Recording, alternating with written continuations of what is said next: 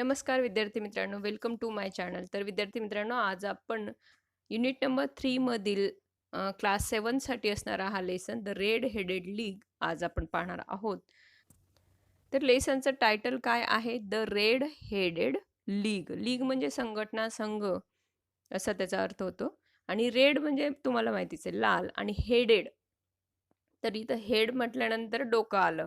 पण ॲक्चुअलमध्ये लाल केसवाले म्हणजेच केसांविषयी बोललं गेलं, हेअरविषयी बोललं गेलेलं आहे. द रेड हेडेड लीग म्हणजे ज्यांचे केस लाल आहेत अशा अ, लोकांची ही संघटना आहे. तर पाहूयात काय म्हटलंय. Sherlock Holmes is a probably the most famous and most popular private detective in the world of detective stories and novels. आता इंग्लिशमध्ये ज्या ज्या काही बऱ्याच स्टोरीज आणि नॉवेल्स लिहिले गेलेत, कादंबऱ्या लिहिल्या गेल्यात, काही कथा लिहिली गेलेत आणि ती जर डिटेक्टिव्ह स्टोरीज असतील तर त्या स्टोरीमध्ये शेरलॉक होम्स नावाचाच डिटेक्टिव्ह जास्तीत जास्त आपल्याला हेच नाव तिथं यूज केलेलं दिसून येतं. He is non for his कीन ऑब्झर्वेशन. आणि त्याचं व्यक्तिमत्व कसं दाखवलं या स्टोरीजमधून, तर अगदी सूक्ष्मदर्शीपणा त्याच्याकडे आहे. म्हणजे त्याचं जे ऑब्झर्वेशन आहे, त्याचं जे निरीक्षण आहे, कोणत्याही बाबतीत विचार करण्याची जी त्याची क्षमता आहे, ती अगदी बारीकपेक्षा बारीक गोष्टींवर तो विचार करू शकतो. Knowledge of many fields and ability to make accurate guesses. आणि त्याच्याकडे एक डिटेक्टिव्हची जी क्षमता असायला हवी ती आहे. म्हणजेच त्याची तेवढी ॲबिलिटी आहे, तर कशा पद्धतीने एखाद्या गोष्टीचा शोध लावावा आणि त्याचे जे गेस असतात, त्याचे जे अंदाज असतात, ते सुद्धा अगदी ॲक्युरेट असतात. शेरलॉक होम्सला वेगवेगळ्या फील्डमधलं, वेगवेगळ्या क्षेत्रामधलं नॉलेजसुद्धा होतं आणि त्याचबरोबर तो ॲक्युरेट गेसरसुद्धा होता. म्हणजे अगदी करेक्ट असे गेस तो करायचा, अंदाज तो व्यक्त करायचा. Sir Arthur Conan Doyle was a doctor by profession, but he is best known for his crime fiction. आणि व्यवसायाने डॉक्टर असलेला, ओके, ज्यांचं नाव आहे आर्थर कॉनन, तर best known for his crime fiction. जास्तीत जास्त स्टोरी जर त्याने काही लिहिल्या असतील तर त्या क्राईमवर, म्हणजेच काही गुन्ह्यांवर त्यांनी लिहिलेल्या होत्या. The red headed league was one of the favourite stories. आणि त्याच्याच काही स्टोरीजमधली ही फेवरेट स्टोरी आहे, रेड हेडेड लीग. तर पाहूया या स्टोरीमध्ये काय काय दिलंय. Part first, mister Wilson's story. तर काय म्हटलं पार्ट फर्स्टमध्ये कोणाची स्टोरी असणार आहे, तर मिस्टर विल्सनची. नाव लेटेस्ट सी. When I called upon my friend Mister Sherlock Holmes, he was conversing with a visitor who was an elderly man with fiery red hair. जेव्हा शेरलॉक होम्सला मी भेटायला गेलो, तेव्हा ते एका गेस्टशी, व्हिजिटरशी, त्यांना जे भेटायला आले होते त्यांच्याशी बोलत होते. आणि तो व्यक्ती कसा होता, तर एल्डरली म्हणजे वयाने मोठा होता आणि त्याचबरोबर त्याचे केस हे लाल भडक होते आणि ते एक वयस्कर गृहस्थ होते. Holmes introduce me to the visitor Mister Jabez Wilson, he was a pawn broker. तर होम्सने काय केलं, माझं इंट्रोडक्शन करून दिलं त्या व्हिजिटरशी, त्या गृहस्थाशी. तर त्यांचं नाव होतं मिस्टर जाबेज विल्सन आणि ते काय होते, तर पॉन ब्रोकर होते. म्हणजे एखादी वस्तू असेल किंवा शेती, घर, जे काही असेल ते गहाण ठेवून किंवा तारण देऊन ते काय करत असत, अ, सावकारी करत असत, त्यावर ते कर्ज देत असत. Holmes ask him to repeat his story for me. आणि होम्सने काय सांगितलं, तर त्याची ही जी काही स्टोरी आहे ती रिपीट करायला सांगितली. He began by showing us and advertisement in a newspaper. It read as follows.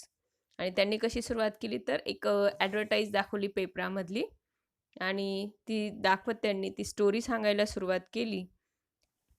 तर जाहिरात काय होती, to the red headed league there is a vacancy for a member of the league and the salary is £4 a week for nominal services. तर एक लीगमध्ये एका मेंबर्सची vacancy होती आणि त्यासाठी सॅलरी किती दिली जाणार होती, तर £4 एका आठवड्याला. आणि सर्व्हिस अगदी, म्हणजे जी काही सर्व्हिस करायची, सेवा करायची, नोकरी करायची, ती नॉमिनल होती, अल्प अशी होती. Red headed main may apply in person on Monday.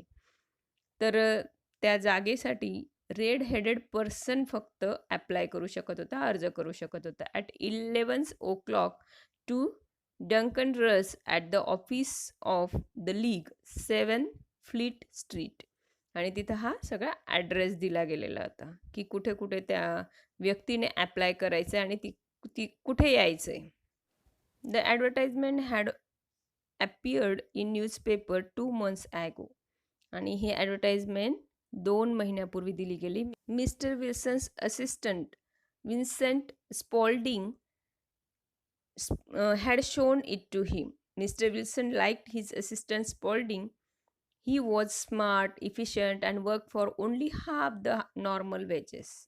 But the assistant also had his faults. तर काय म्हटलेलं आहे, जो मदतनीस होता, कोणाचा तर मिस्टर विल्सनचा असिस्टंट होता. त्याने ही जाहिरात त्यांना दाखवली होती आणि तो कसा होता तर अगदी हुशार होता, कामात पण तत्पर होता आणि त्याचबरोबर तो केवळ अर्ध्या पगारामध्ये काम करत होता. पण त्याची एक सवय होती, म्हणजे एक फॉल्ट होता, दोष होता त्याच्यामध्ये. तर काय? काय करायचा तो? The assistant also had his faults. Every now and then he left work and went down into the cellar to develop photographs. Photography was his hobby. आणि तो काय करायचा तर थोड्या थोड्या वेळानंतर आपलं काम सोडून तळघरामध्ये जायचं. जी काही बिल्डिंग होती त्याचं जे तळघर होतं तिथे तो जायचा आणि काय करायचा तर त्याला फोटोग्राफीचा छंद होता. आणि त्या फोटोग्राफीचा छंद असल्याकारणाने जे काही फोटोंचे निगेटिव्ह होते तो ते वॉश करायचा, धुवायचा आणि त्यासाठी तो परत-परत अधूनमधून काम करत असताना ते काम सोडून त्या तळघरामध्ये जात असे. Spaulding showed the advertisement to Mr. Wilson and explained to him that an American millionaire, X.Z. Hopkins, had founded the famous Red-Headed League to help all redheads like himself. तर स्पॉल्डिंगने ही जाहिरात मिस्टर विल्सनला दाखवली आणि सांगितलं की जे एस.के. हॉपकिन्स आहेत, तर ह्याच व्यक्तीने एक अमेरिकन लक्षाधीश आहे. त्यांनी काय म्हटलंय पा, मिलेनियर, अमेरिकन मिलेनियर म्हणजे अमेरिकन लक्षाधीश आहे. तर त्याने त्याच्या जे सर्व लाल केस असलेले लोकांसाठी त्यांना मदत करण्यासाठी ही प्रसिद्ध अशी, अगदी फेमस अशी लाल केसवाल्यांची संघटना स्थापन केली.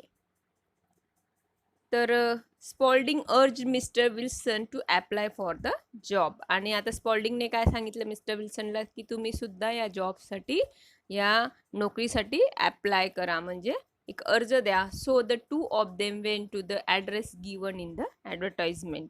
आणि ज्या जाहिरातीमध्ये ॲड्रेस दिलेला होता तिथं हे दोघंजण गेले. कोण? त्यांचा मदतनीस आणि ते. Fleet street was full of red headed people. आणि जो फ्लीट स्ट्रीट होतं, स्ट्रीट म्हणजे रस्ता, अगदी तो लाल केस असलेल्या लोकांनी भरून गेलेला होता. Mister Wilson thought that with so much competition he would not get the job. आणि मिस्टर विल्सनला वाटायला लागलं की इथं खूपच स्पर्धा आहे जॉबसाठी आणि म्हणूनच मला जॉब मिळणार नाही. He wanted to go back. आणि म्हणून मिस्टर विल्सनला परत जायचं होतं. But Spaulding push through the crowd and took Mister Wilson to the office. तर स्पॉल्डिंगने काय केलं, त्या गर्दीमधून रस्ता काढत बरोबर मिस्टर विल्सनला त्या ऑफिसमध्ये तो घेऊन गेलाय. There was nothing in the office but a couple of chairs and a table. तर त्या ऑफिसमध्ये पाहिलं तर काही नव्हतं, फक्त कपल ऑफ चेअर्स म्हणजे 2 खुर्च्या होत्या आणि एक टेबल होतं. Red headed man sat behind the table. आणि त्या एक व्यक्ती होता तिथं, रेड हेडेड मॅन होता, तो बसलेला होता त्या टेबलजवळ. He was mister Duncan Ross, a representative of red headed league. तर तो व्यक्ती म्हणजे त्याचं नाव काय आहे तर डंकन रॉस. आणि तो कोण होता तर हे लाल केसवाल्यांची जी संघटना होती त्याचा तो एक रिप्रेझेंटेटिव्ह होता. म्हणजे रिप्रेझेंटेटिव्ह म्हणजे काय तर प्रतिनिधित्व करणारा असा होता, प्रतिनिधी होता. He was very pleased to see Mr. Wilson and announced immediately that he was well suited for the job. आणि त्याने जेव्हा मिस्टर विल्सनला पाहिलं तो आनंदित झाला आणि अनाऊन्स, त्याने डायरेक्ट घोषणा केली की इमिडिएटली म्हणजे अगदी पटकन त्याने घोषणा केली ह्या जॉबसाठी कोण सुटेड आहे, म्हणजे कोण योग्य आहे तर mister Wilson. He shook hands with mister Wilson, congratulated him and told all other candidates to go back. म्हणजे मिस्टर विल्सनला पाहताच त्याने तो जॉब देऊन टाकला, अजून त्याला कॉंग्रॅच्युलेशनसुद्धा केलं आणि सांगितलं मिस्टर विल्सनला की हा जॉब तुम्हाला मिळाला आहे. आणि बाकीचे जे कॅन्डिडेट्स होते, जे स्पर्धक होते, उमेदवार होते, कॅन्डिडेट म्हणजे उमेदवार, तर त्यांनी त्यांना त्याने परत पाठवलंय. Mr. Duncan Ross explained that Mr. Wilson would have to be in the office from 10 to 2. आता मिस्टर डंकन रॉस आता स्पष्ट करतायत, सांगतायत की हा जॉब किती वाजेपासून किती वाजेपर्यंत असेल. त्यांनी सांगितलं की ह्या ऑफिसमध्ये मिस्टर विल्सनने अगदी 10 वाजेपासून तर 2 वाजेपर्यंत असायला हवं. If he left the office he would lose the job. आणि 10 ते 2 ह्या वेळामध्ये त्यांनी ह्याच ऑफिसमध्ये असायला हवं, आणि जर त्यांनी असं केलं नाही तर त्यांना हा जॉब सोडावा लागेल. Spaulding assured Mr. Wilson that he would look after Mr. Wilson's business in his absence. Absence म्हणजे काय तर गैरहजेरी. आता स्पॉल्डिंगने ॲश्युअर केलेलं आहे, खात्री दिलेली मिस्टर विल्सनला की मिस्टर विल्सनचा जो काही बिझनेस आहे त्यांच्या गैरहजेरीमध्ये मी अगदी व्यवस्थितपणे सांभाळेल. The pay was fixed at £4 a weak. आणि आता जे पेमेंट होतं, सॅलरी होती ती तर फिक्स होती की एक वीकला म्हणजे एक आठवड्याला £4 मिळणार होते. And the work said Mister Wilson. आता मिस्टर विल्सनने विचारलं मग काय काम असेल. You have to copy out the Encyclopaedia Britannica. तर एन्सायक्लोपीडिया म्हणजे ज्ञानकोश. तर तुम्हाला काय करायचं तर कॉपी करायची, अगदी एन्सायक्लोपीडियाची नक्कल उतरवायची जशीच्या तशी, ब्रिटॅनिका एन्सायक्लोपीडियाची. The pay was very good and the work was light. जर पाहायला गेलं तर हे वर्क काम खूप छोटंसं होतं आणि त्याच्या बदल्यात जो पेमेंट मिळणार होतं ते बरंच होतं, गुड होतं, चांगलं होतं. Mister Wilson accepted the job and begin his work the very next day. आणि अगदी दुसऱ्याच दिवशी मिस्टर विल्सनने हे काम करायला सुरुवात केली. Mr. Duncan Ross was there in the office to see that Mr. Wilson did his work properly and did not leave the office. आणि मिस्टर डंकन रॉस जे होते ते व्यवस्थितपणे पाहत होते की मिस्टर विल्सन 10 to 2 टाईममध्ये ऑफिसातच असतात, त्यांचं काम अगदी व्यवस्थितपणे करतायत की नाहीत, आणि ऑफिस मधून सोडून परत कुठे जातायत का, हे सगळं ते पाहत होते. He told mister Wilson to start with the letter A. आणि आता मिस्टर विल्सनला त्या डंकन रॉसने सांगितलं की कोणत्या लेटरपासून स्टार्ट करायचं आहे तुम्हाला, तर लेटर ए पासून. Mister Wilson wrote diligently for 4 hours without leaving his place. आणि अगदी प्रामाणिकपणे, डिलिजंटली म्हणजे मेहनतीने, प्रामाणिकपणे त्यांनी 4 तास कंटिन्यू त्यांचं काम केलं आणि त्यानंतरच ती जागा सोडली. Mister Ross would drop in from time to time to see that all was right with mister Wilson. आणि मिस्टर रॉस जे होते ते वेळोवेळी येऊन पाहून जात होते की सगळं काही व्यवस्थित चालू आहे का. At 2 o'clock he bed mister Wilson good day and lock the door of the office. आणि दुपारी 2 वाजता त्यांनी मिस्टर विल्सनला निरोप दिला आणि कचेरीचा जो काही दरवाजा होता त्याला कुलूप लावलं.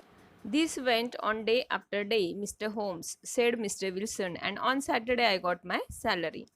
मिस्टर विल्सन म्हणाले, पहा मिस्टर होम्स, हे असं अनेक दिवस चाललं, दिवसामागून दिवस येत गेले आणि अशाच पद्धतीने मला सॅटरडेला माझी सॅलरी मिळत गेली. It was the same next week and the same the week after. After a few days Mister Duncan Ross came in only once in a while and after a time he did not come in at all. तर थोडे आठवडे हे असंच चालू राहिलं, म्हणजे शनिवारी पगार मिळाला की मग तसंच पुढच्या शनिवारी घडायचं. त्यानंतर आठवड्यातही तसंच, म्हणजे त्यानंतरच्या आठवड्यातही तसंच झालं. पण नंतर तर मिस्टर डंकन रॉस जे होते ते अगदी कधीतरी त्या ऑफिसमध्ये यायचे, त्या कचेरीत यायचे, आणि त्यानंतर ते अजिबात फिरकले नाहीत. ही did not come in at all. Mister Wilson continued, 8 weeks had passed like this and I had written about abouts, archery, etc. and hoped that I might get on to be soon. And then suddenly the whole business came to an end. आता Mister Wilson पुढे म्हणाले की असेच 8 आठवडे निघून गेले. 8 weeks had passed. अशा 8 आठवडे निघून गेल्यानंतर ॲबॉट्स आणि आर्चरी इत्यादी शब्द लिहून पूर्ण केले. म्हणजेच त्यांनी एचं जो काही पूर्ण एन्सायक्लोपीडिया होतं, ज्ञानकोशचे जे काही शब्द होते तेवढे त्यांनी लिहून पूर्ण केले. आणि त्यांना वाटलं की आता ब हे अक्षर सुरू करू शकेन. बीने जे काही स्पेलिंग्स येतील तर ते मी सुरू करेन असं त्यांना वाटलं. पण काय झालं, then suddenly the whole business came to and end. पण जो पूर्ण असा बिझनेस होता तो डायरेक्ट बंद पडला, शेवटाला आला. टू अँड एंड, होम्स आस्ट. आता होम्सने विचारलं, म्हणजे अगदी बंद झाला. Yes sir, this morning I went to my work as usual at 10 o'clock, but the door was shut and locked with a little note nailed on it. It said the red headed league is dissolve.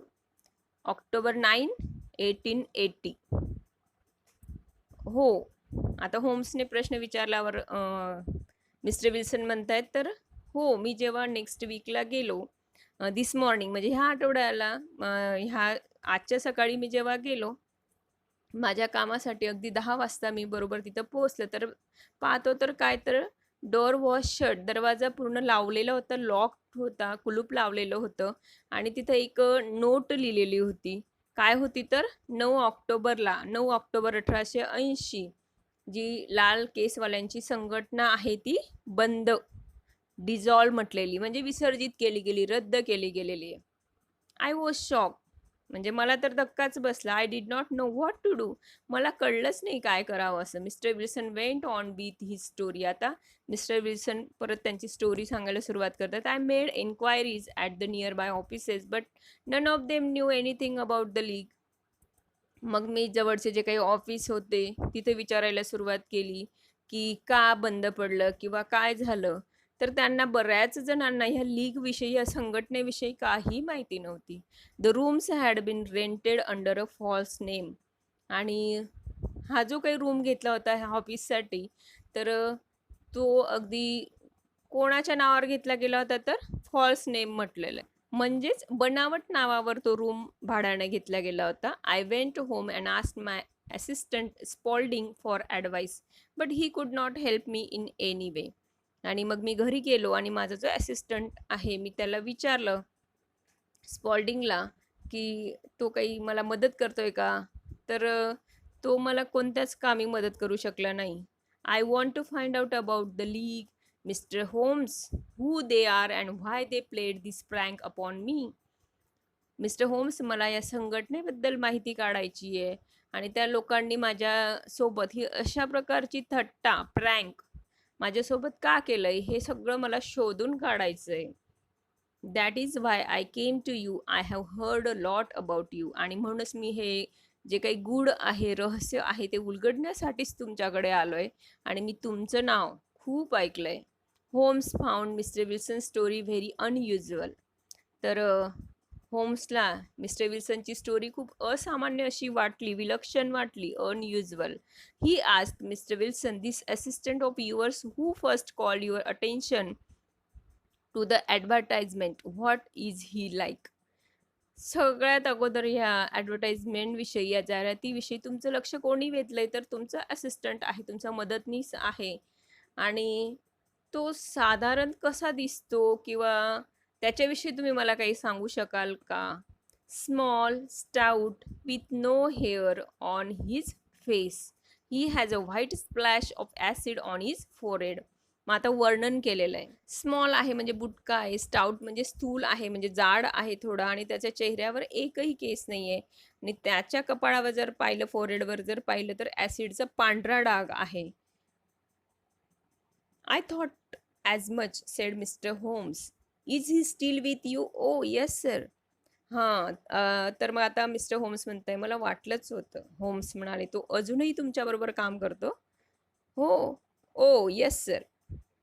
तर mister Wilson म्हणतात, हो, माझ्याबरोबर काम करतोय. That will do mister Wilson. I can give you my opinion on this subject in a day or two. Today is Saturday and by Monday we may come to a conclusion. ठीक आहे mister Wilson, तर मग मी तुम्हाला माझं मत जे आहे ते मी 1-2 दिवसात सांगू शकेन. आणि आज शनिवार आहे, तर सोमवारपर्यंत आपण या सगळ्या गोष्टींचा निष्कर्ष काढू. तर विद्यार्थी मित्रांनो, पार्ट फर्स्टमध्ये एवढंच दिलं आहे. पार्ट सेकंडमध्ये या स्टोरीचं जे रहस्य आहे ते उलगडणार आहे. तर नेक्स्ट व्हिडिओ मी पार्ट सेकंडवर नक्कीच करणार आहे. तुम्हाला जर माझ्या युनिट 3च्या ज्या ज्या काही व्हिडिओ पाहायच्या असतील त्या अपलोडेड आहेतच. त्या तुम्ही पाहू शकतात. अगदी व्यवस्थितपणे स्पष्टीकरणही दिलं आहे आणि क्वेश्चन्स आणि आन्सर्स प्रत्येक लेसनचे दिले गेले आहेत. तुम्हाला जर माझे व्हिडिओ आवडत असतील तर नक्कीच व्हिडिओला लाईक करा, फ्रेंड्ससोबत ते शेअर करा आणि त्याचबरोबर कमेंट्ससुद्धा. आणि तुम्ही जर माझ्या चॅनलवर न्यू असाल तर प्लीज चॅनलला सबस्क्राईबही करा. Okay, thank you.